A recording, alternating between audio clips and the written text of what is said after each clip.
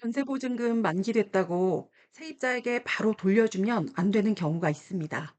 이거 모르고 그냥 돌려줬다가 집주인이 은행에 돈을 또 한 번 물어주는 정말 황당한 상황이 실제로 발생하는데요. 가히 충격적이라고 할 수 있습니다. 아니, 내 돈을 세입자에게 줬는데 왜 내가 또 갚아야 하죠? 바로 전세자금 대출, 그리고 질권 설정, 채권 양도 때문입니다. 오늘 영상에서는 보증금 누구에게 줘야 하는지, 질권 설정이 뭔지, 임대인이 반드시 확인해야 할 것, 이런 것들 무엇인지, 이 내용들 임대인이 꼭 알고 계셔야 합니다. 이거 모르고 있다가 잘못하면 내 집 경매로 홀랑 날려버릴 수도 있으니까요. 임대인 입장에서 이런 상황입니다. 세입자가 전세자금 대출을 받겠다고 해서 별다른 생각 없이 동의해줬죠. 잔금날 세입자가 아니라 은행에서 바로 보증금이 들어오더라고요. 시간이 지나 전세 만기가 됐고 세입자가 나가겠다고 합니다. 이때 우연히 인터넷에서 이런 글을 또 보게 되죠. 세입자에게 보증금 직접 주면 안 된다. 은행에서 전화도 왔던 것 같고 등기 우편도 받은 기억도 있는 것 같아요. 이때 집주인은 고민이 되죠. 세입자에게 줘야 하나, 은행에 줘야 하나. 세입자가 대출 다 갚았다는데 믿어도 되나? 이 상황이 바로 전세대출 질권 설정 문제입니다.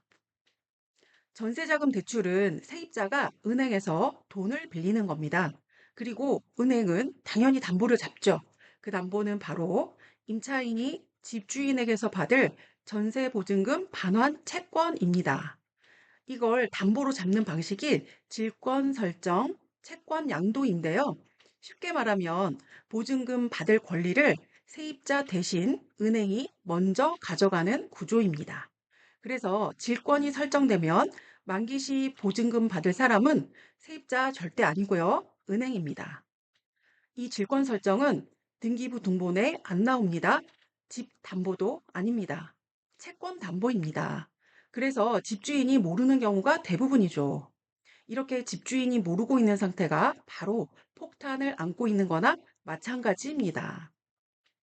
예를 들어서 전세 5억이에요. 그리고 거기에 대출 3억이 있어요. 질권 설정되어 있으면 보증금 반환 시 3억은 은행에, 2억은 세입자에게 이렇게 나눠서 지급해야 합니다.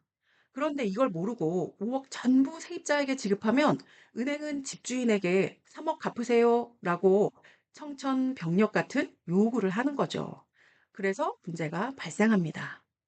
반대로 질권이 없는 경우인데요. 세입자가 대출을 다 갚으면 질권은 소멸되죠.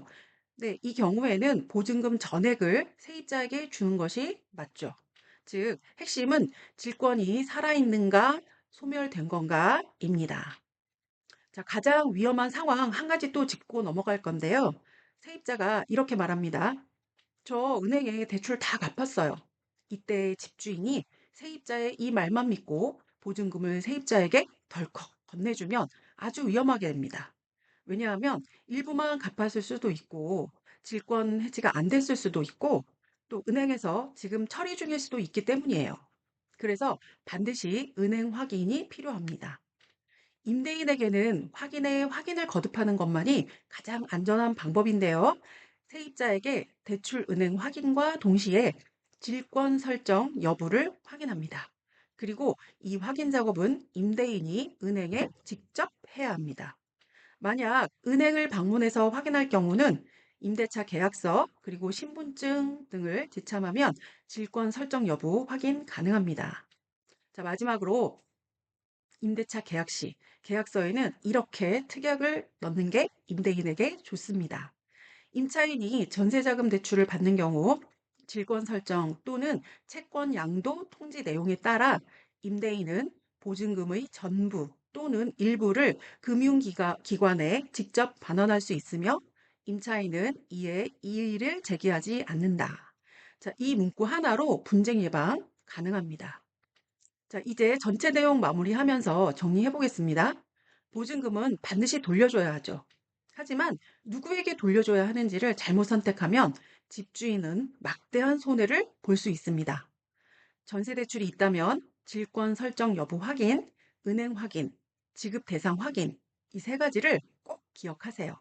자, 이 영상이 도움이 되셨다면 구독과 좋아요, 알림 설정 부탁드립니다.